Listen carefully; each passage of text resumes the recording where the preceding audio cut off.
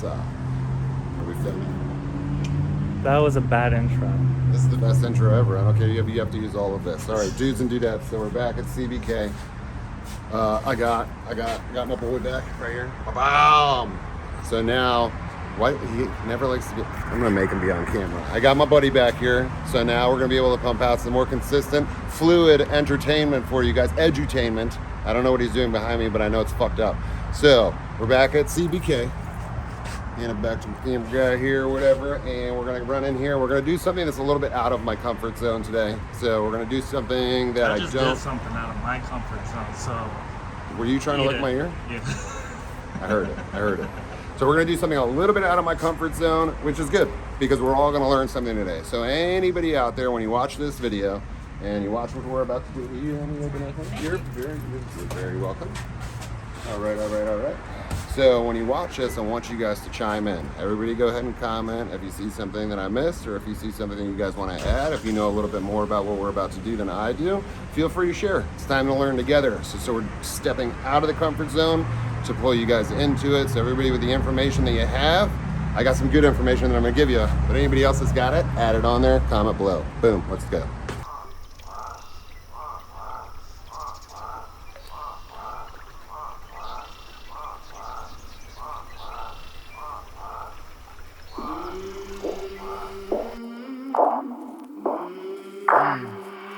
I came from the mud, there's dirt on my hands. Strong like a tree, there's roots where I stand. Oh, I've been running from the law. Hope they won't shoot me down soon.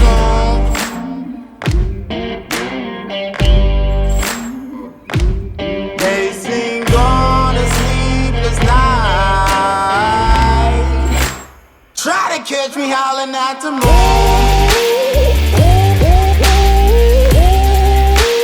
Try to catch me howling at the moon.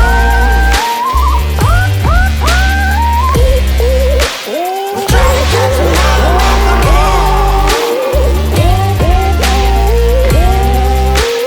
Try to catch me howling at the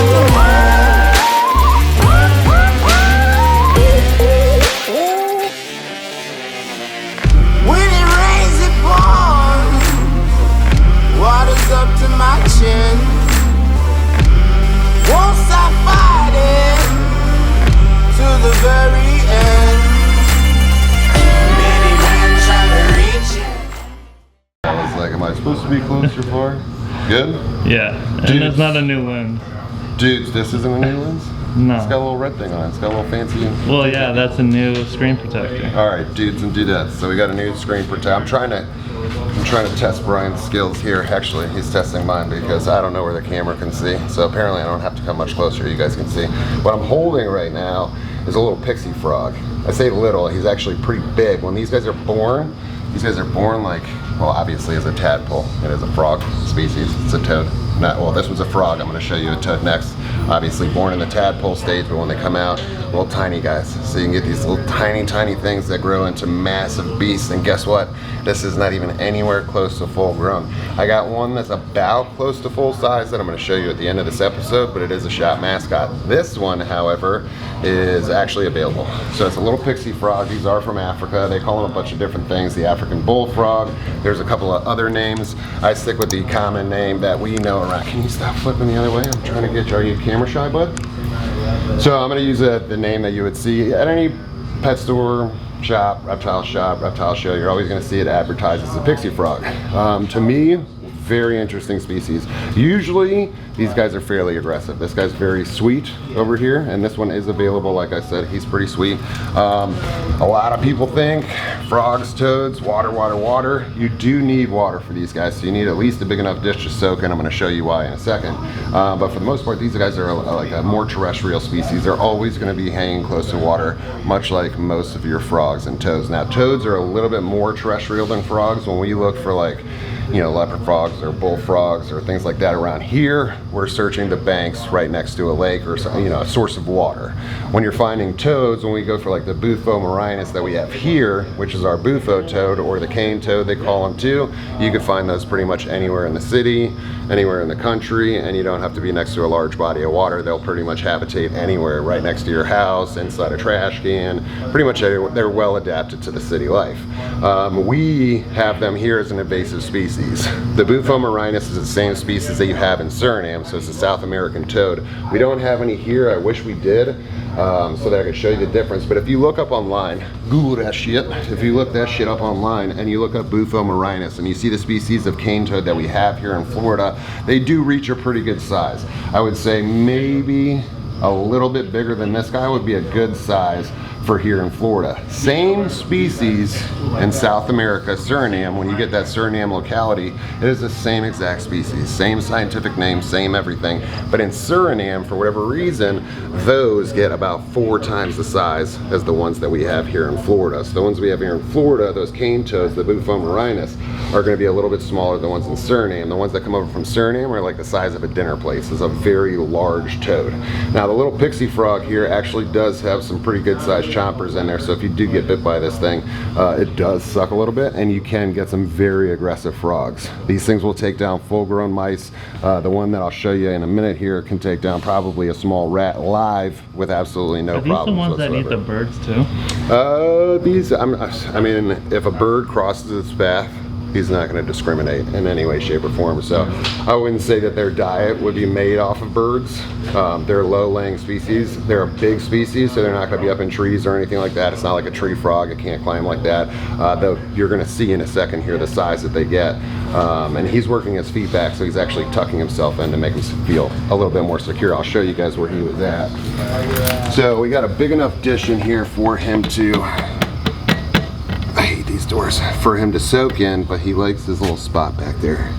So he's already done his little soaking, and then this is where I peeled him out of. So he basically, if we watch for a second, he'll probably start moving stuff around and reorganizing his home, just like every one of us does. Or he's just gonna sit there scared. But you saw he dug a little patch out back here all the way to the bottom, so he cleared out all his bark, and then he kind of stuck his butt in the corner, and that's his little comfort spot. So that's where he's hanging out. But that guy is available over here at Cold-Blooded Kingdom now. I like to tell you what's available and what's not. So if you see it and you are interested in it and you want to call, like I said, we always put the link up on the description. So you'll see CBK, Cold-Blooded Kingdom's link in the description. Let me lock this so I don't forget. I'm a bit of a weirdo when it comes to the locks because I'm always worried about it. So I want to lock it as we go here. But like I said, we're going to put up the descriptions as we always do. So I like to let you know what's available and what's not. That way, if you guys see something that you like that's not available, you don't get upset if you call over here looking for it. So the next one that I'm going to pull out is the same species, but it is a shop mascot. We're not going to feed it today because it looks like he's probably good on some food. Like, he probably doesn't need to eat for a bit. So I'm going to refrain from feeding this one, even though I want to so bad. However, the name that they came up for this thing is hilarious. So they call it Baba Yaga. So if you guys have seen John Wick, obviously I believe that's Russian for the boogeyman. And they call him that because he's extremely aggressive. I'm kidding, he's not, he's very sweet.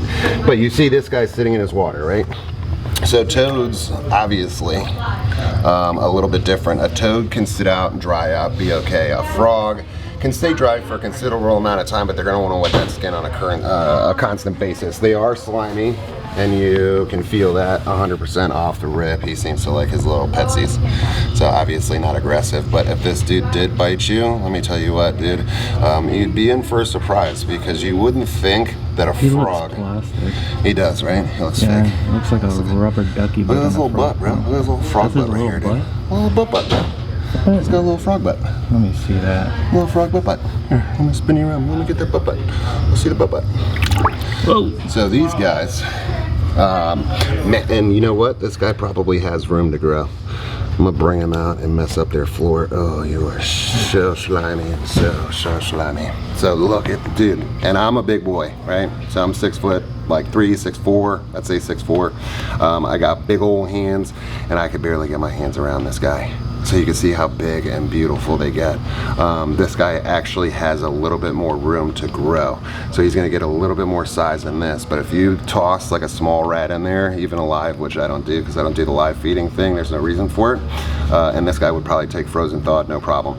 But if a little, you know, a live small rat walked past this guy, he's gonna grab it, and it is ferocious. So if you wanted to see something like that, I'm sure you could find it online and Google that shit. But look at the gorgeous colors on these guys. You could stick your finger there, playing with fire. How much? They said he's nice, but this is the first time I've messed with him. Actually, put your finger back there and let's see if we can get him to clamp on there. I just want to see how badly Brian's gonna freak out when he actually does reach out and grab that finger. Oh, he just likes to be pet. So these guys too come with the good old, are you settled, bud? So a lot of what you're seeing too, so they can deflate themselves as well. So he's got a big old body, and he's, look at this gelatinous goo of nonsense here, bro. So it literally looks like if somebody like sneezed and like had a really bad sick day, and this is what came out afterwards. But look at the little cute little frog butt, bro. Look at that, look at that, bro. You could stare right into the abyss right there. Look at that. It's just out there for everybody to see. And what's interesting about these guys, and you can correct me if I'm wrong, I'm not a frog expert in any way, shape, or form, but if I was going to do anything with frogs, it would be this guy right here. This is my favorite species of toad. There's one more, the Pippa Pippa, and the only reason that I like those is because they're pretty flat and they carry their babies on their back. They did have some in here not too long ago. I don't think they have them anymore. If they do, I'll show you. If not, then you're shit out of luck and you're going to have to Google that shit too. So the Pippa Pippa and the Pixie, I think, would be my two most favorite as far as the frogs. I mean, look at that face, dude. It looks like a fucking Ninja Turtle. Tell me it doesn't look like a Ninja Turtle. And then they do get these gorgeous colors. So as babies, a little bit more dull, but when they grow up, I mean, you can see the sides of it. Nice yellows, beautiful oranges all the way up on top. Now, I will say this. It is a Pixie frog. There are some gnarly teeth in there. So if you do get one, you would want to get one like the one you just saw if you're going to try and handle it. And it's okay to handle it. You want to make sure you wash your hands, and then you want to make sure that you don't have any alcohol or anything like that on your hands, because it can soak up into their skin a lot faster than it can set, you know, as far as other reptiles go. So you want to be careful what you have on your hands. But you also want to be careful and know what you're getting yourself into. This all goes back into research, because these guys do get very large. They don't need a lot of space. They don't do a lot of activities. Clearly, you could see that the only thing he really wants to do is sit in his water, then hang out and get fed. So they're not going to be moving around. Even in the territories they come from, they tend to, you know, stay in a local spot. So they're not going to be moving very far. They're not traveling very far. Their metabolism is a little bit slower than most of, you know, when you have smaller frog species that are constantly bouncing around looking for their own food all the time, you're going to have a smaller species of frog. So like tree frogs, poison dart frogs, what else can I compare it to? You know, you're basically your smaller, more agile species. Those guys are going to be still in the same location for the most part, but they're going to be actively hunting for their food, where this guy's going to be more of an ambush predator. Eyes on top, he's going to bury himself in a nice little spot and wait for something to cross by, and when something crosses by, he will slam it like nobody's business. And I will ask if we can feed him. It doesn't look like he needs the food, but I'll ask and see when's the last time they fed him, and we'll see if we could do that for you at the end of the episode, and that'll be the mascot we feed. But this guy is not available, so I know a lot of you people out there are gonna probably want this little guy. I say little guy, he's huge, but he is not available. This is the Baba Yaga, so the boogeyman of the pet store. A little slimy. All right, I am gonna go wash my hands real quick. And you want to get that shot still, or? I'm gonna go wash my hands real quick, because we're gonna move on to another toad, and I don't want to cross-contaminate anything, so I'm good with the one species. But I'm gonna get another toad now. So not a frog, I'm gonna get a toad, and I'm gonna explain to you guys a little bit of the differences, as well as something very interesting about the toad that we are going to be showing you, which is oh boy. For any parents out there, if you have your kids, you're going to want to explain this to your kids as well. And I will tell you why when we get to the toad. So let me go wash my hands real quick. I'll be right back. Boom. Oh, come here, you little munchkin. Oh. All the little froggies are chill today. All right, so this isn't actually a frog, it's a toad. And admittedly enough, I'm not a huge frog guy, not a huge toad guy. I only know what I know. What I do know is that this is a smooth-sided toad. It's actually really, really cool species. So it kind of reminds me of like the tomato frog. Is it a tomato frog or a tomato toad? I think it's a tomato frog, yes. Tomato frog, and then we have the smooth-sided toad. I'm pretty sure this is as large as they get, like this is an adult. It's been at the shop for quite a while. It's actually a more, I would say you're looking at like high-end stuff, like the Pixie that we just showed, a little bit more low-end on the toad side of things. The toads do end up being some lower-end stuff, but I think it's just because they're so highly underrated. Like, at the end of the day, this is a really cool animal. Like, I almost might take this home myself. Like, first of all, they all have the little frog butt, so that's special right there. You always got just like that dart just staring at you. I don't know, dude. Just it's like a cat butt, bro. They put that tail in the air, and then all you're staring at is a little butthole, like constantly. So it's a little weird. But I think I might get a little bit more into frogs. So like, I always did, you know, monitors, snakes, mostly venomous stuff, lots of crocodilians, you guys know me for that. But I'm getting more and more into the aquatic side of things, like as far as turtles, like a lot of my turtles that I have at the house, super excited to have those. We're gonna do an episode on those soon. And then like this guy's not aquatic fully, like this was more terrestrial than aquatic, but super, super cool animal. But this is another toad. So the difference between frogs and toads, frogs you're gonna want, you know, a constant space of water. They're always gonna be next to that body of water, like I said, where the toads are gonna be a little bit more terrestrial, and you can find them far, far away from water because they're gonna use a puddle if they need to. Their skin can dry out a little bit easier, and then you're gonna have these little poison sacs on top. I'm not sure if the smooth-sided toad itself carries poison inside the sacs, but it looks like it does, because if you look at the little perforated edges around, like this is going to be a sac, and this may be vestigial. I don't know enough about the species. You're gonna have to Google it to find out, or if anybody else out there knows in the comments, put that shit in the comments. You're not going to offend me. Let's teach everybody together, learn me some stuff. So this looks like the venom sac, or I'm sorry, poison sac. Poison is anything that you ingest. Anything that would bite you and inject you, that's a venom. So venom is injected, poison is ingested. So a lot of times people get that mixed up with the snakes. So they say poisonous snake or venomous snake. There is such thing as a poisonous snake out there, ladies and gentlemen, just so everybody knows. I believe it's the keelback. What is it called? Are you guys scrapping it out? Perfect. You might as well move to the fight. Of course, have a great day. Bye. We answered at the same time, so I was like, oh, well, I'll just stay on to kind of like listen. I'm pretty sure that they're two females as well, but it looks like we got some courting behavior going on. Yeah, definitely some courting behavior. And it is two females in there from what if I'm correct, because I think Claude's the only male. But it looks like they're trying to court each other. So a lot of times this happens, and this is like super common, and this is a good talking point too. While it's happening, I'll do it since we're doing frogs, but this is monitors. You guys have already seen these. This is your normal phase lace monitor, and this is a Super Bell's lace monitor right here. And basically what's happening, it could be, no, it's not up there. So we got two females, and what's happening is that these guys are two males. Fuck, is it? Yeah, two males. Two males, two females. Let me look.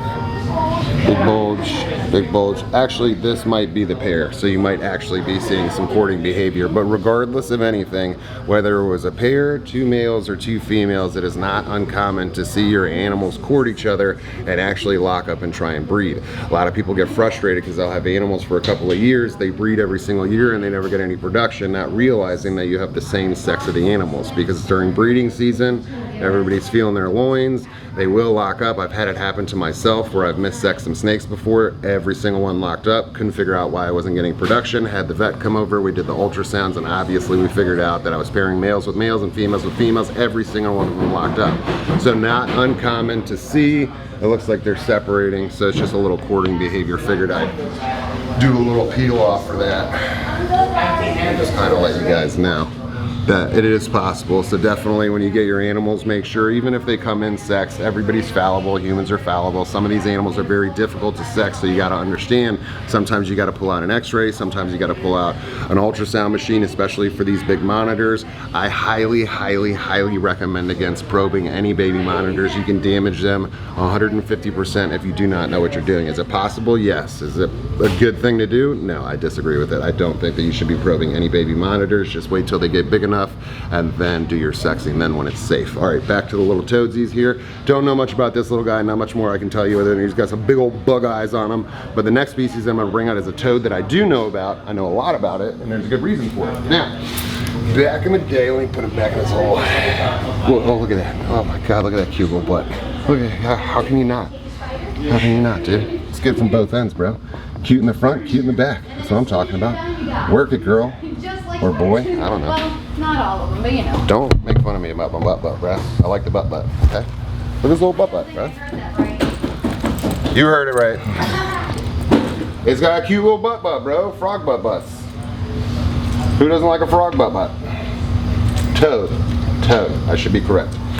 All right, so we're gonna move on to another toad species, and I'm not worried about transferring over. Actually, you know what? I'm gonna be responsible and we'll wash my hands one more time. I'll be right back. Boom.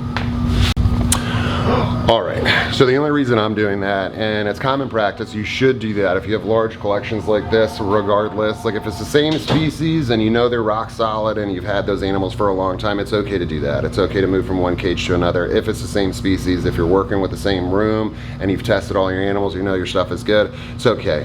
But it is a good practice to, if you go into one cage to do something, you should go back, wash your hands, and then come back to do the next cage. That way, if anything is going on with any specific animal, you're not spreading anything, you're not contaminating anything, because all it really takes is like, look, it's real easy. There's some shit right there, boom, I just touched some shit. See that? Man, I shouldn't have touched it that hard. I think I paid the price for that one. I didn't know it was gonna be that. Hey, that's not food, bud. That's not food. I'll get you guys some food, chill out. I'm gonna go ahead and rub that there. Sorry, Josh. Actually, you know what, I'm gonna help him out. I'm gonna help him out real quick. I'm gonna clean the little poopies out, bro, because these guys got some big old poopies, and I actually want to show you guys something. I'm gonna feed them. So hang out right here. You just hang out with these frogs. I'm gonna go toss this shizer, and I'm gonna get some crickets. I have to double check. You want me to ask for you real quick? Of course, give me one moment. Did we have is that bad? You ready for the Merc Fest right here? It's the Merculating Fest. So these guys are fairly ferocious when it comes to the bug. Yeah, there we go. Yeah, everybody's coming out for some of that. Look at this. And they're like, even with all the mulch in here, everybody's going out. Everybody's loving it. So what I like about these guys, so I kept actually, these are the Colorado River toads, and I kept these for a long time.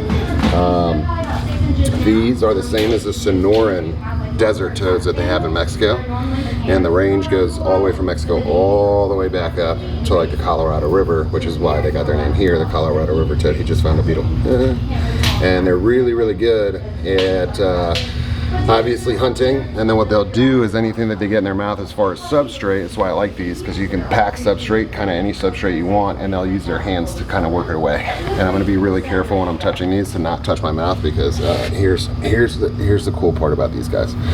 Number one, vastly underrated species. Looks like we have one or two of them left. So, Colorado River toad, and I think this is Bufo. I can't believe I don't remember the name. Oh boy, oh boy, oh boy. Look at his toe twitching. Look at the toe twitch. Beep, beep, beep, beep. I think he's fishing for crickets. Seeing if there's anything left over to come over. Alright, so what we have here is, I can't remember the scientific name. I think it is in the Bufo family. It is a toad, and it does have these poison sacs right here. Remember, poison, eat, venom, you're getting injected, okay? But something weird about these guys is that these are used, especially in the Sonoran Desert. If you look it up online, and this is a warning, parental warning to everybody out there. Yes, you can legally own these animals. There is a chance that, like, do your research every time you get something. This is not something that I would get for my kids. This is not something I would get for anybody's kids. This would be an adult animal, and the reason for that is that, as odd as this is going to be to say, this animal can be abused, and not in the way that you think I'm talking about. So basically, what I'm saying is that when I say abused, It's not like you're going to be kicking and hitting the animal. It's more of the abuse of the drugs it produces. So we have all these toads out here, even ours, the cane toad, the Bufo marinus, does produce a poison. That's why if your dog grabs a cane toad out there, he's going to be foaming at the mouth. Usually the dogs handle it okay. If your dog grabs a cane toad, wash his mouth out really, really good, and then obviously you're going to watch him for a little while. Now, if your dog grabbed one of these toads, shit would be a little bit different because he's going to go to space for quite some time. So basically, these guys produce a toxin that has molecules, and I'm not going to go into the whole thing, but let's just say this. Down in the desert, in the Sonoran Desert, when you go down to Mexico, a lot of people will go to do these tourist trips, and what they'll do is they'll find what's called a shaman, a medicine man, and they'll use these guys for that medicine man. So these guys, I'm not going to tell you how to do it. I'm not going to tell you where it comes from. I'm not going to tell you how it goes, but I will tell you this. So you can go down to Mexico, you find a shaman, a medicine man. They will take you to go find these frogs. Once they find these frogs, they milk the frogs. Not going to tell you how to do that either. Once they milk the frogs, they do something with that specific poison that they're producing, and there's molecules in that that match something else that is out, let's say, on the market. Joe Rogan talks about it, so if you want to learn about it, go listen to Joe Rogan's talk about DMT if you really want to get into that whole thing. But these guys produce something that's so similar to DMT. It's actually DMT with one extra molecule. Highly, highly, highly, highly suggest that you don't fuck with it. Period. End of story. But that's what's so interesting about these guys. They are legal here, so please don't change that for us, my friends, and go out and get yourselves frogs, or I'm sorry, these toads, to abuse. And not in the way, like I said, we're not going to beat it up. You can abuse the molecules inside this frog, and it happens. And we'd rather not see it here. We want to be able to keep these guys. They're awesome. I mean, look at this thing.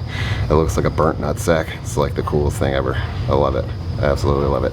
So I had some Colorado river toads for probably about 10 years before my old guys passed away, and I had bought them to resell them back in the day when I was importing and exporting, and I just couldn't get rid of them because they were so damn cool to watch eat, and they got so big and they would pretty much eat everything. Now, I never did the whole drug thing with the frog, but this is where the term the licking toad comes from. So if you've ever seen, who was it that did it? Family Guy, right? Family Guy. So Family Guy did a bit on it where he licks the toad, he gets all tripped out and stuff like that, but that joke comes from this frog, the Sonoran Desert frog, or toad. I keep saying frog and toad.